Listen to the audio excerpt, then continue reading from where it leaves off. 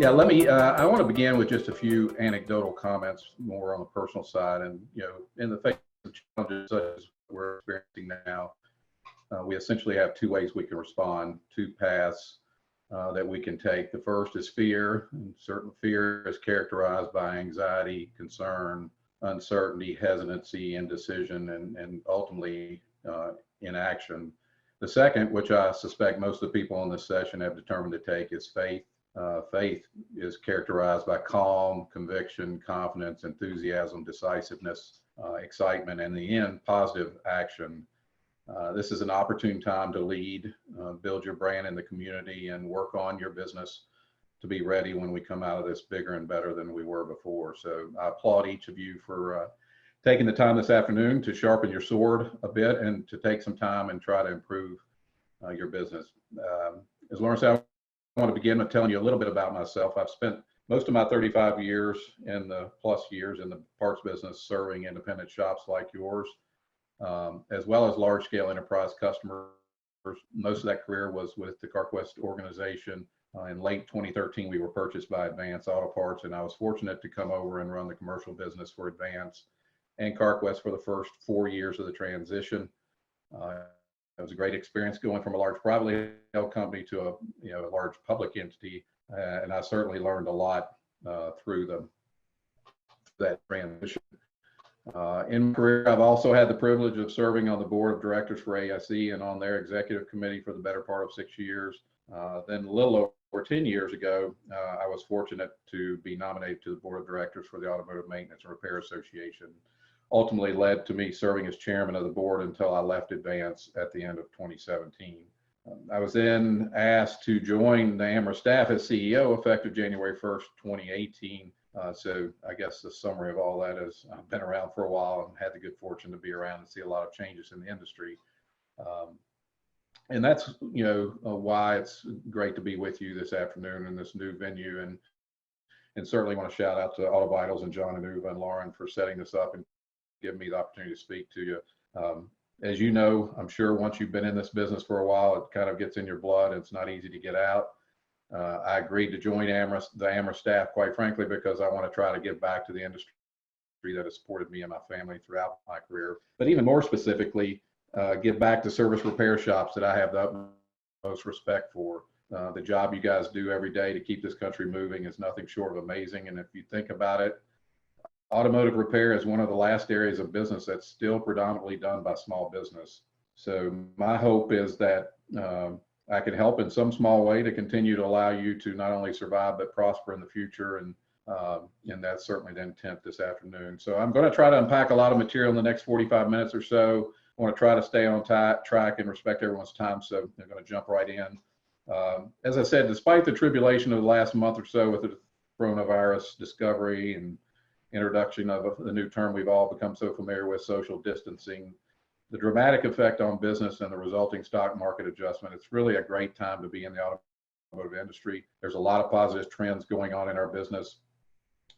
While it's clear that our industry is changing dynamically, it is important to note that vehicle technology is not the only thing that's changing. The way the customer mindset is evolving regarding their expectations of the retail experience and their behavior in researching and selecting where they choose to spend their money is something that's critical, I believe, to stay on top of in order to ensure that your business evolves and grows in this changing consumer landscape. So my hope is that you'll find some insight in what I'll share with you and ultimately makes you stop and think about some potential course corrections you may need to make so that you continue to create great experiences for your customers. So again, thanks in advance for investing some time with me this afternoon. The first thing I want to take a quick look at of the industry is some of the dynamics I mentioned earlier. Then I'll follow that up with some data on where the aftermarket sits in relation to the OE dealer, who, as you know, is getting increasingly aggressive in their service drives. So to highlight the fact that our industry is garnering a lot of attention really across the world and across a myriad of platforms, I wanted to share with you some examples of what some of the participants in this year's Consumer Electronics shows in Las Vegas featured.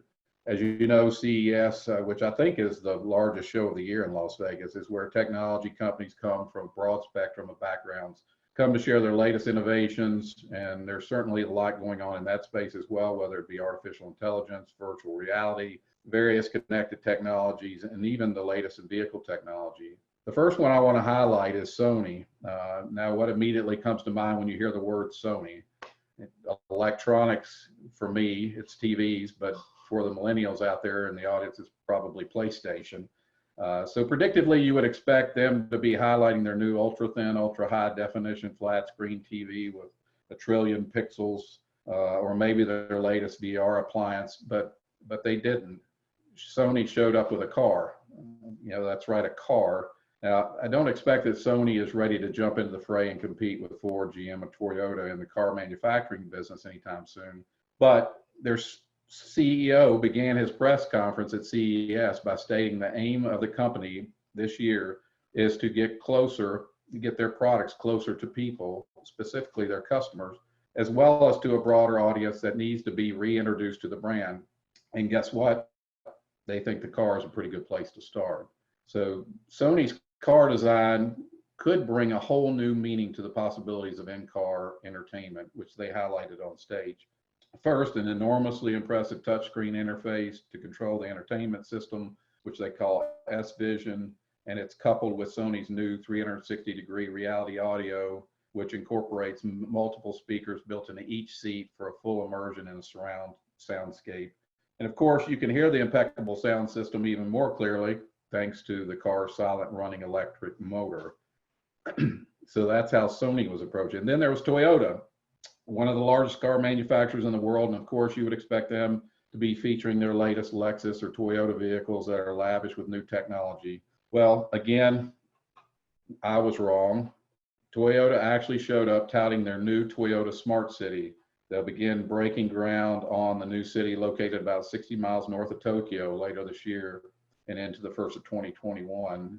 The woven city, as it has been dubbed, will consist of only autonomous vehicles. It will also utilize AI technology to bridge the virtual and physical world, and will be a totally connected city, connecting buildings, vehicles, people in an integrated environment. The city is going to be home to some 2,000 people, starting with Toyota's employees and their families, as well as Toyota retirees, retailers, researchers, and even project partners.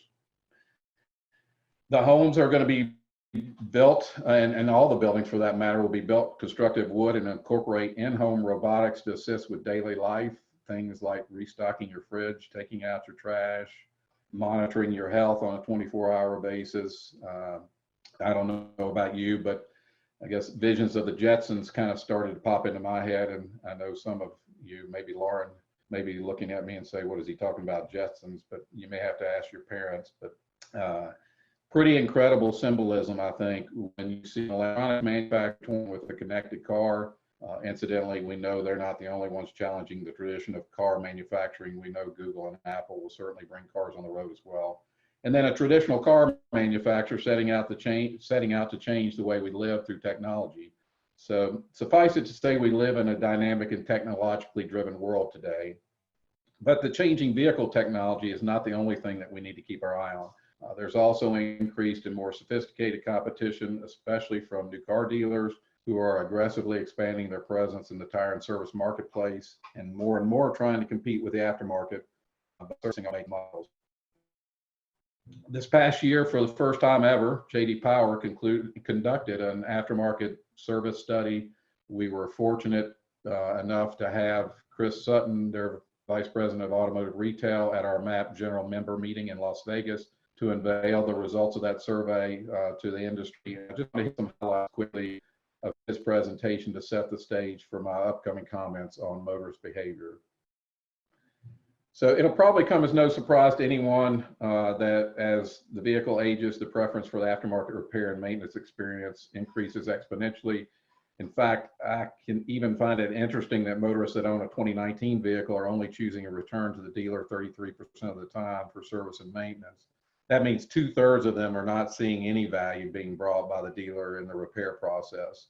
Now, this is particularly astonishing given the fact that many dealers are using maintenance services like oil changes and tire rotations for at least the first year and sometimes longer to try to get a certain behavior or habit established with the consumer and coming back to the dealer. So why are consumers not going back, choosing not to go back to the dealer? I think the survey points out some key reasons around convenience, as well as the effort necessary for a motorist to get their vehicle serviced or repaired. Roughly half of the customers that visit an aftermarket shop will have their vehicle serviced in less than an hour, yet only 25% of those same customers at a dealer location receive that same timely experience. I think we all know how consumers value their time in this day and age, so that's a big deal. The aftermarket also has an advantage of meeting the customer when they have time, not when the dealer has time to see them, as almost half of our customers feel the need to make an appointment rather than just dropping in unannounced. While clearly the majority of consumers, 86%, would never even think about dropping into a dealer without an appointment. So think about that. The dealer is able to schedule most of their work around appointments and still can't finish routine maintenance services in less than an hour, while we have half of our customers dropping in unscheduled, and we're twice as good at getting them out the door in less than an hour. Here you see the same kind of results as it relates to tire replacement. We all know that dealers have made a big push into the tire business and even extended their hours during the week and on weekends. Yet again, only 8% of their tire customers get their vehicle delivered back in less than an hour. Considering that we have dramatically less room to stock the exploding amount of tire SKUs in our building compared to theirs, which intuitively would put us at a disadvantage to have the correct tires in stock and available, we still get our customers back on the road in less than an hour, 25% of the time, compared to only 8% at the dealer. Again, a phenomenal job on your part in the aftermarket. But with that, there are some opportunities for us to improve when it comes to the customer experience inside our facilities. And that kind of sets up the balance of my presentation on consumer behavior and expectations. The experience we create for waiters continues to lag dramatically behind the dealerships, not only with internet access, not only with internet access, as you see here, but also in the general aesthetics of our comforts of our lobbies. Additionally, the follow-up process on the service experience after we have delivered the vehicle continues to lag significantly behind the OE dealers you see here. And historically, we might have been inclined to pass this off and say, hey, if that's all we fail on, well, I guess I can live with that. But hopefully the balance of my presentation will lead you to a different conclusion as we move to discuss the importance of the customer experience and their changing expectations. You know, I heard someone say at a recent conference that they had read a survey that said 80% of the consumers polled valued the purchase experience as much as the product they purchased. And while we might find that number to be shockingly high, there's little doubt, especially in our line of work, that the customer experience is highly valued. To most people, a vehicle service appointment is an interruption to their day, and it's up to us to try and remedy that and limit the inconvenience. And to highlight that, I want to tell you about a customer experience story I heard several years ago. It was at a conference where a motivational speaker relayed a personal story to highlight an example of excellent customer service and meeting customer needs. It just so happened that it was a story of an independent automotive repair provider in the small Midwest town in which he lived, that he said dominated the largest share of the market. He didn't come from our industry at all and was a typical consumer with a problem with his vehicle. The referral he got to the shop came from one of his friends who had highly recommended the shop. So he decided to give it a try. The man, given the man's busy speaking and travel schedule, he dropped his car off one morning on the way to the airport with a promise to return in a couple of days. And he informed the owner of the independent shop that he had another trip to make by car the day following his return. So it was critical that the car was ready when he returned. He also told him that his wife was going to pick him up at the airport, and when he returned, and barring any delays, he could stop and be at the shop in plenty of time before they closed. But just in case, he'd call when he got to the airport. So fast forward a couple of days later, when the speaker called the shop upon landing, the shop owner informed him not to worry about coming by the shop, that he had had one of his guys take the car over to his house at lunchtime and had left it in his driveway with the keys and the invoice in the glove compartment. And hopefully he'd use the new time to enjoy dinner with his wife before he had to leave town again the next day. To say the least, the speaker was blown away. The shop owner had actually taken the time to understand the busy schedule of his customer, proactively in a way to make sure that the customer's time at home would be maximized. Now, it doesn't take much imagination to think the customer appreciated that. And I think the fact that he was using this experience as an example in his speech is pretty good evidence that he did. You see, the shop owner didn't treat the man as just another customer that walked through the door, one that he would treat in the same cookie cutter way. He created an exceptional individualized experience. He spent the necessary time to gain some knowledge on the customer and then reacted to that knowledge in a way that completely differentiated themselves. Did the shop take some chances with some of the things they did? Probably. But where do you think that guy's going to go for service on his vehicles in the future? And more importantly, how many people is he going to tell about his experience? You know, is there any question why this shop has the largest share of the market in town? And really the message of the story is that it's never been more important than now to be very intentional in the way we build relationships with motorists that hopefully keep them coming back over and over again to our shops.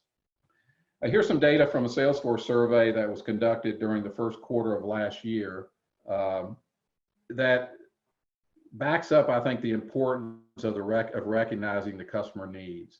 The key words in this statement for me are understand and experience. So how do we better understand needs? Maybe a starting point is to make sure that our service advisors are asking the right questions that at least allows us the opportunity to provide an individualized experience for each customer.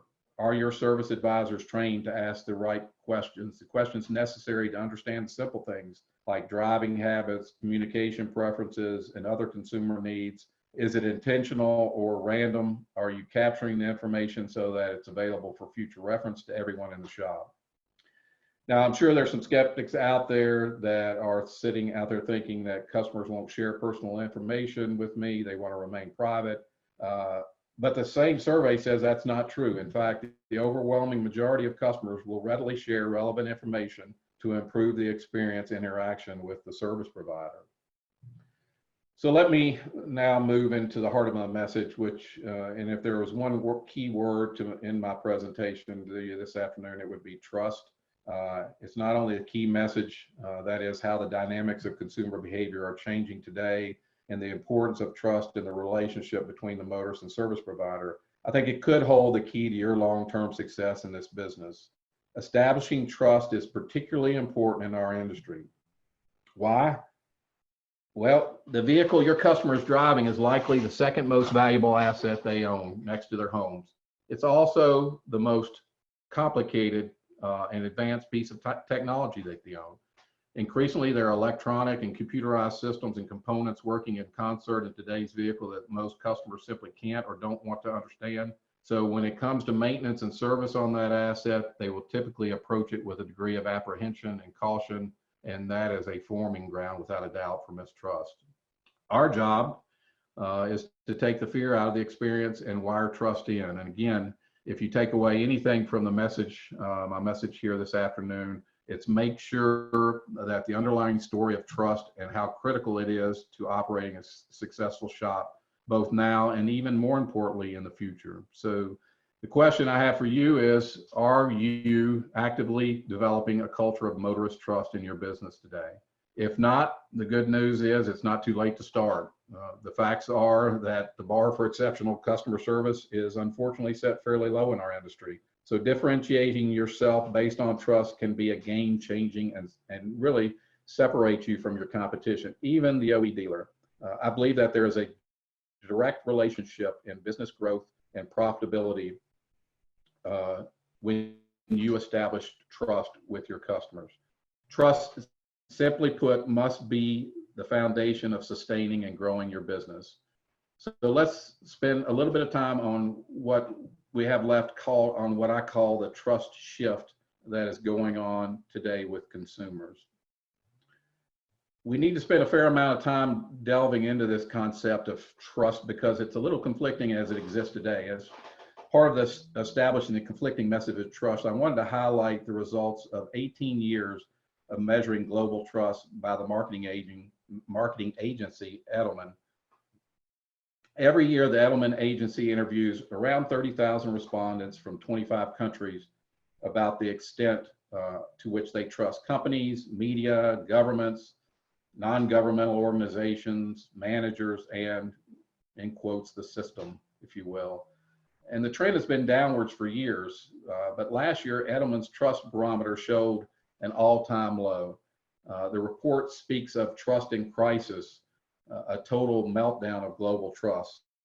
No less than 85% of those surveyed indicated that they had completely lost their trust in the system. 2/3 of all countries are now in the Edelman category of distrusters. A year earlier, it was a little more than half, so you can see what's happened in just a year. The American research agency Gallup, which measures people's trust in leading institutions such as the Army, the court, the Congress, the banks, show a similar picture. We're experiencing a global crisis of trust in the organizations and the institutions that have laid the foundation for today's prosperity. Really remarkable figures when you are coming from the United States in particular, where trust in the government it has declined further, so much so that the title of the presentation delivered by Edelman's CEO last year in regard to the survey results was "The Implosion of Trust in the United States." Never in a country has trust declined so much in a year as it has in America. He has identified 3 trends this year that he sees, and that is there's no restoration of trust in the foreseeable future. America's trust quotient is sinking further, and the trust in media as an institution is on an all-time low. So again, please don't take this as a politically motivated message. It's simply the results of the survey, which says that all of the institutions, the ladder of which the media is now at the bottom of the ladder of trust. And that's not surprising when we consider everything we've experienced with the introduction of the concept of fake news.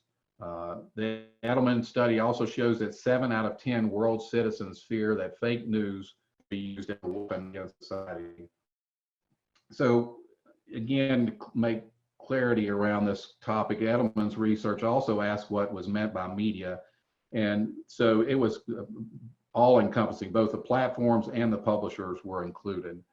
But there were some glimmers of light as well. When asked about the trust that they have in certain sectors, technology is at the top of the list. In other words, there is trust in a technological future. Another positive point is the confidence that people have in so-called experts, as well as everyday people who are consumers of services and products that give their opinion and review of those products and services. Rachel Botsman, a leading expert on the topic of trust in a collaborative economy, puts it this way. She says that we're at the start of the third and biggest trust revolutions in the history of mankind. A pretty bold claim on its surface, but there's plenty of evidence to back up her claim. Trust has migrated from local trust to institutional trust, which we just discussed, and now is moving to distributed trust. And if you look at each of these trust channels, first you would look at, start with a historical look at local trust.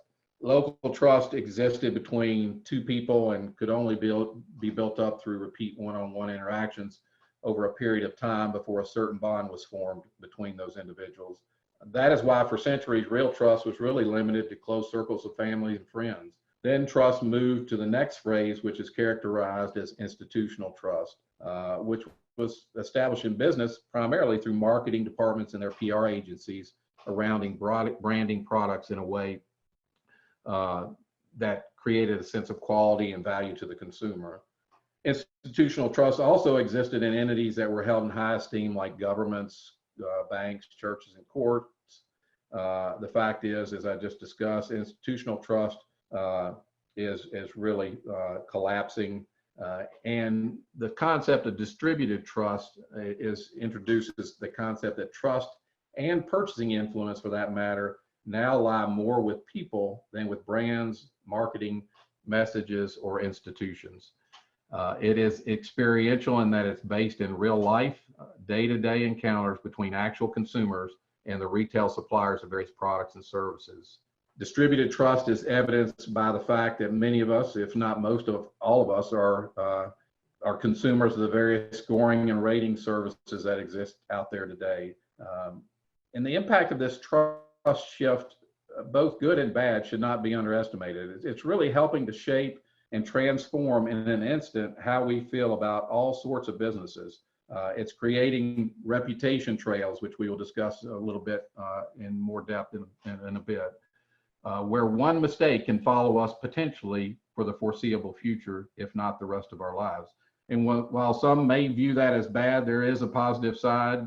Ratings and reviews serve to make us more accountable, and as a result, force us to be better providers of services and ultimately nicer to our existing and potential customers. At the very least, it provides us with an opportunity and consumers with the facts that allow them to make better choices, whether perceived or real, on where they elect to do business. Put simply, trust is the glue which holds the world together. But as we just saw today, those feelings of trust are starting to be transmitted virtually online. So profound changes in trust are being created through the use of technology. So we'll have a little fun here with this and take a little trust quiz. And I can't see you, so this will have to be an honest evaluation of trust and your kind of trust quotient, if you will. So please raise your hand if you have ever ridden in with Uber or Lyft. And I would suspect that it's a good percentage of us, by the way. And probably our parents would say, "My God, what is wrong with you people? Didn't we tell you to never get in a car with a stranger?" Next question is, how many of you have either stayed in or hosted on Airbnb, which I expect would be still quite a few of you. And then lastly, for fun, how many of you have actually gone on a Tinder website in order to find a mate? I'm glad we can't see your hands raised on that. So, but these platforms are all ways that technology is creating new mechanisms enabling us to trust individuals that we don't even know. And who would ever have thought that we would be more concerned about the safety of where we keep our money or the places we worship than the stranger we get in the car with? And that may seem a little odd to you. And how can that be? I mean, we can thank technology. I think the new digital trust tools and platforms such as those entities I just mentioned are empowering individuals to create trusted online profiles made from verified information, declarative content, and ratings from previous experiences. Taken together, all this information allows peers who have never met before to make informed decisions, trust each other instantly, and start collaborating. When all this information is aggregated and made visible to others, it becomes part of an individual's trust capital, and peers can instantly download it. For instance, if you've never met Jane before, but you learn about her through her LinkedIn profile, where she's worked, what her interests are, then if you read through her positive ratings and endorsements, you may start considering her to be less of a complete stranger and more as a peer or even a future friend, even though you haven't met her in person. Let's look at another one. I suspect that many of you have never heard of BlaBlaCar, and probably some of you may have think I even made that up. I promise that I did not. BlaBlaCar is a new platform based in France that is designed to match passengers with drivers that want to take a long distance journey together. I guess you would say it's Uber on steroids. The average trip distance is 260 kilometers or approximately 165 miles. And then the site matches social profiles of individuals along with reviews that help people make decisions on who they'll be traveling with. So you can see if someone is a smoker, are they going to bring their dog along the trip? What are their musical preferences? But interestingly enough, it turns out that the key social identifier is how much are you going to talk in the car. So passengers can select blah, which is talk a little, blah, blah, which is a fair amount of conversation, and blah, blah, blah, which meaning that you're not going to stop talking for the entire trip. And while that may sound a little far-fetched, I swear I'm not making this up. You can Google it. And guess what? It turns out that BlaBlaCar has over 87 million members in 22 countries. They transport over 8 million travelers a month, which is over twice more than JetBlue transports in a typical month, and really only half of what Delta and American Airlines, obviously prior to this last few weeks. which generally transport roughly 16 million passengers in a month worldwide.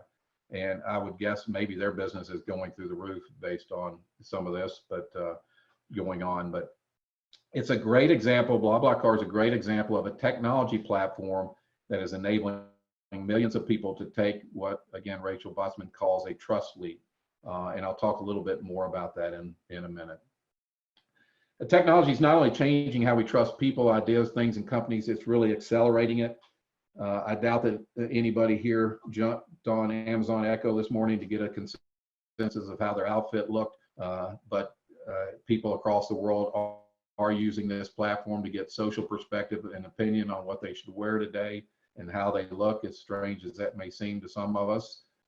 Again, at one time, the local bank used to be the only source of financing for most individuals. Today, people are going through the agony, aren't going through the agony of exposing yourself and your finances to a local banker, but turning to the web and are finding individuals willing to lend them money on Upstart. It's really, to understand why that's the case, we need to take a deeper look into the way technology is impacting trust by exploring this term called the trust leap. A trust leap happens when we take the risk to do something different than we have always done it, or do something that we've never done before. It could be meeting someone you've never met before, changing your doctor, changing where you get your hair cut, or even taking your car to get repaired or serviced at a place you've never been before.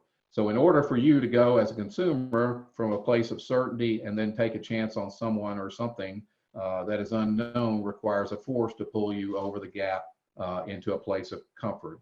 The remarkable force that allows that transition is trust.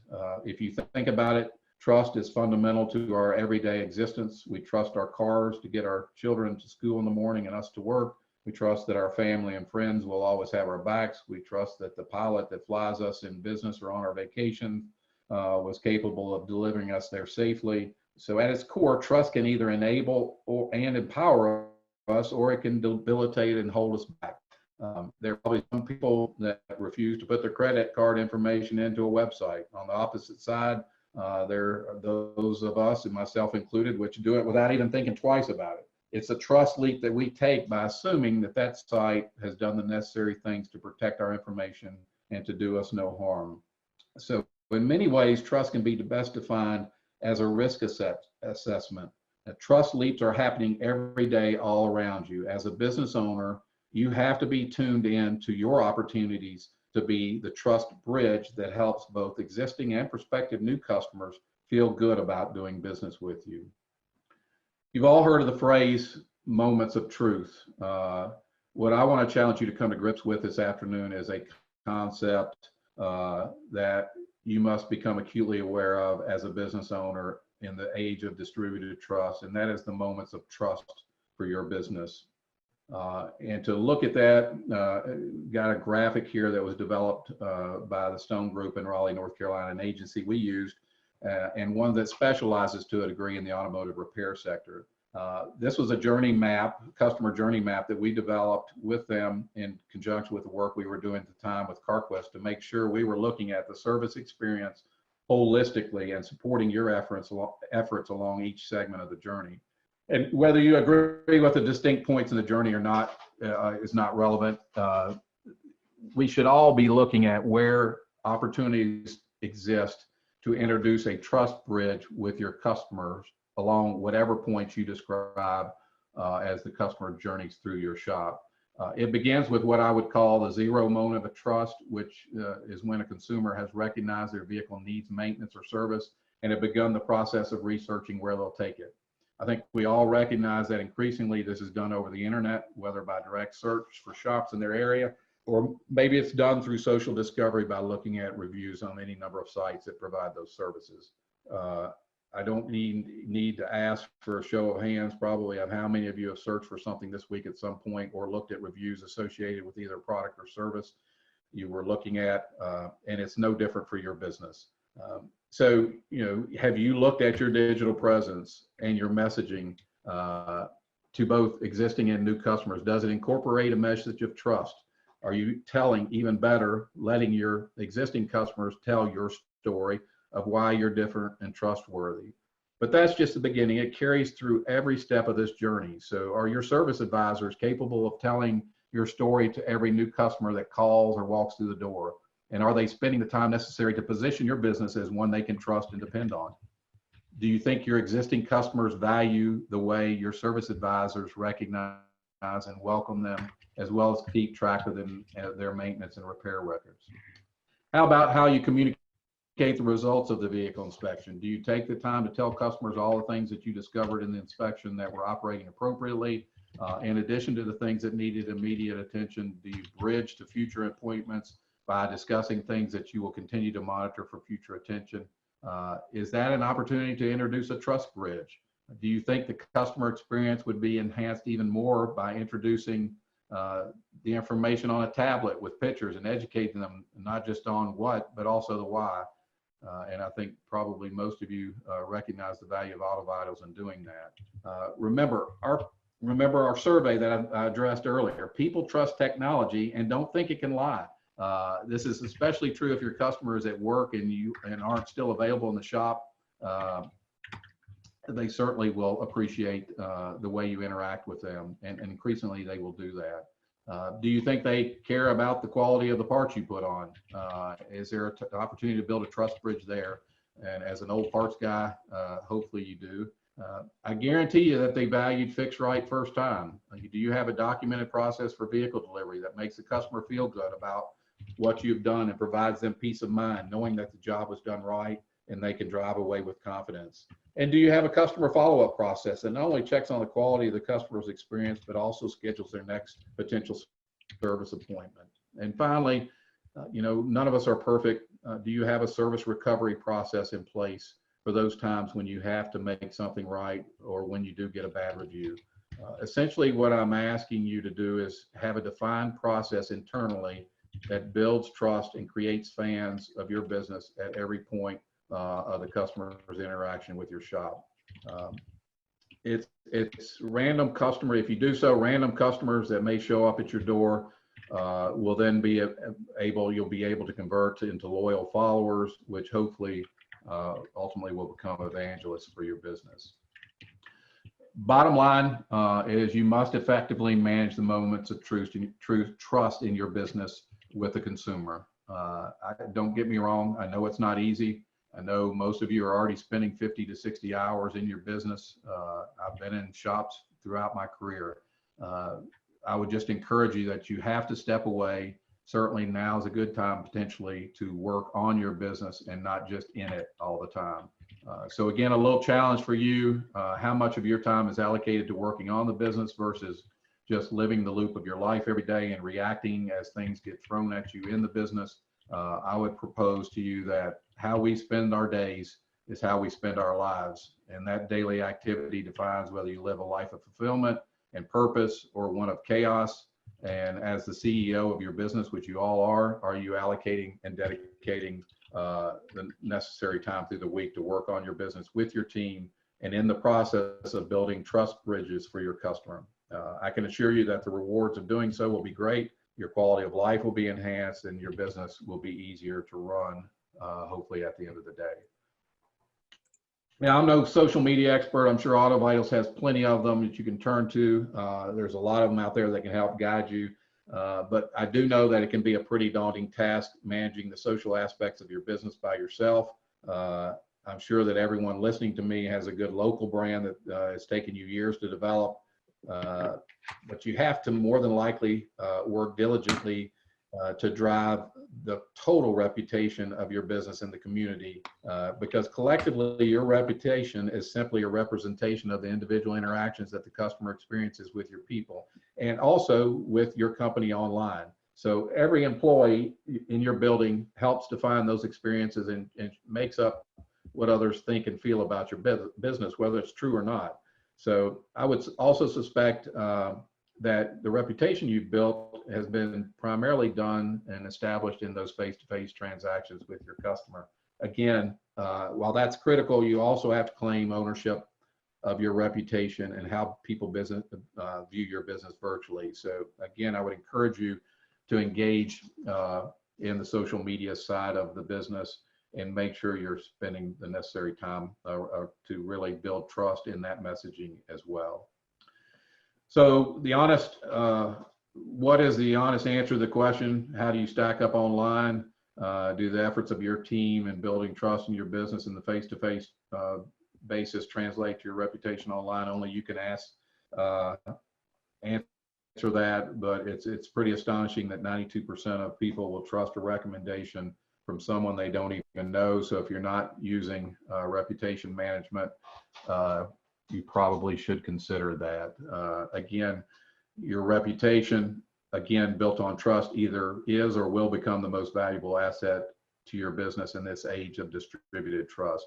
So if someone were to ask you, or even more importantly, ask one of your employees, what are the couple of words that you would use to sum up your reputation? What would that be? Is it around quality, consistency, honesty? Whatever it is that makes sense to you, they really should be on the tip of every employee's tongue in your business. And more importantly, it should be reflected in their actions, their day-to-day actions. If you have someone on your team that does not reflect or live your values every day, then you have a potential for tarnishing your reputation, and the result of that impacts your business, and that dissatisfied customers simply don't come back, or worse yet, online, where they tell their entire community. So in either case, you can't afford to keep them if they can't be trained or rehabilitated. So I want to transition here and just take a few minutes to highlight. Some of you may or may not be familiar with what the Automotive Maintenance Repair Association and how the Motorist Insurance Program works, and what it does in wiring in that trust that we've talked about. And hopefully many of you will see value in making a part of the fabric of your business and building trust and enhancing your reputation. 27 years in the making. Motorist Insurance Program has been out there.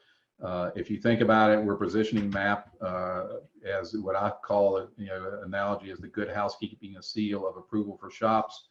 And back in 2017, in my final action, I guess, as the chairman at our general member meeting in Las Vegas in Industry Week, I debuted our new mission and vision statement. And at the time, with many media in the room, I articulated that we have an aspirational vision statement, a world in which every motorist trusts the automotive maintenance repair industry. I do believe that working together across industry participants, we can accomplish that vision. It'll be hard work, obviously, with a lot of heavy lifting. After all, getting your car repaired or service ranks right up there with going to the dentist if consumers and things we don't like to do. So, but MAP is helping, hopefully helping bridge and help you build those trusted relationships with motorists. We have quite a few members, large members, but in addition to these that you see on the screen, we have thousands of independent shops that are also part of, and it's very affordable to join. It's only $150 a year. And you can join over 22,500 service providers, over 110,000 bays, and 80,000 MAP qualified associates. So again, fairly large reach. We're kind of the, I like to say, the Northwestern Mutual Life, the kind of the quiet company, but below the surface, we've done a lot to really build in trust. We have a lot of non-service provider members as well, and these are important because they help us write the over 4,000 standards that we have in our arsenal that you have access to. And for those of you that may not be familiar with the Motorist Insurance Program,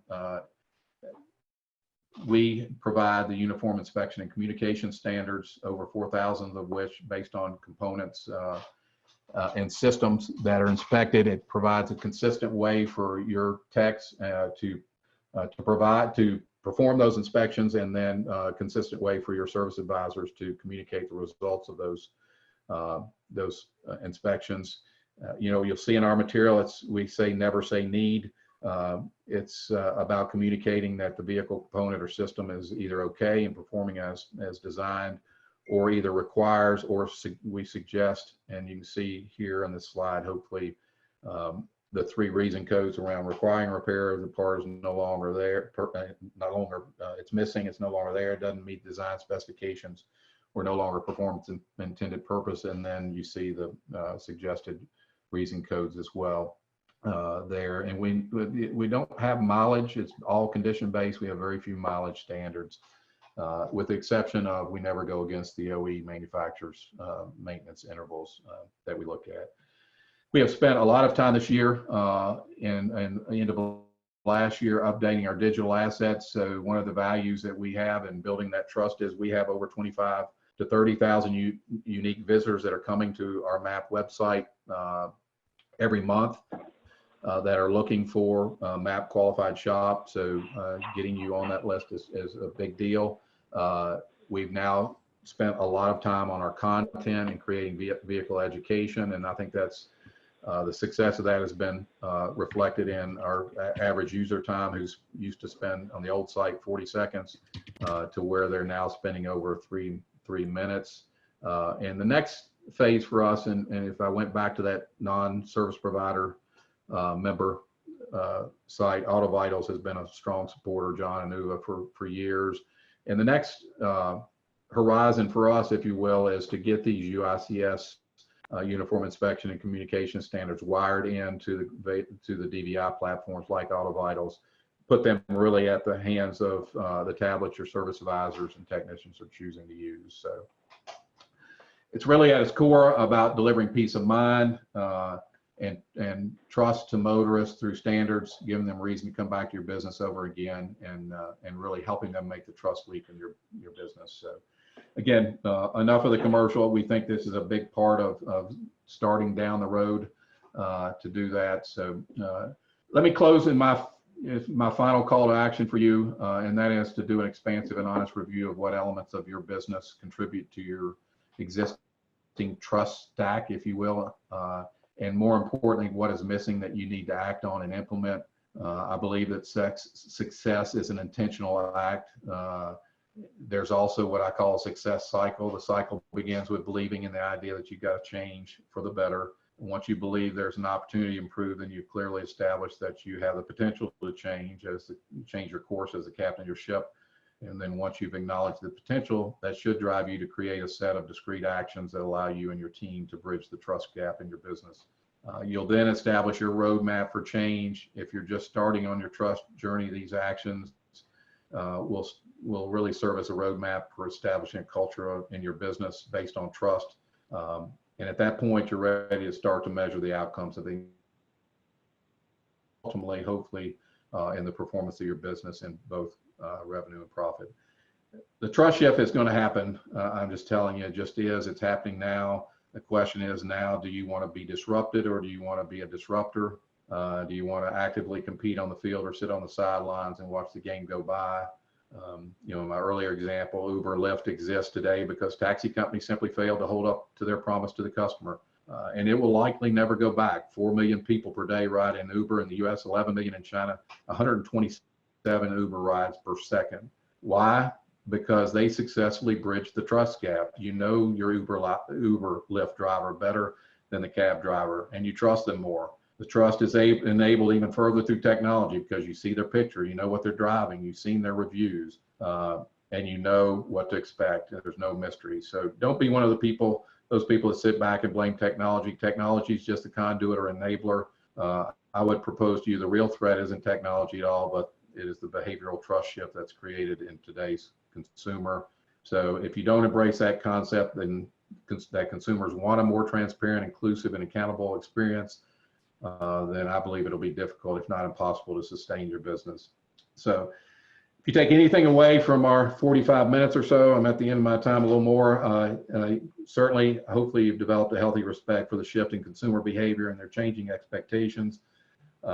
If you do that, I think it'll allow your business to thrive and prosper and really create the great customer experience, and that'll get shared across multiple platforms and channels and ensure and hopefully improve your rating of success. So we participate in a great industry and business, and despite this current interruption, hopefully you make some decisions today that allow yourself to take advantage of the opportunities tomorrow will bring.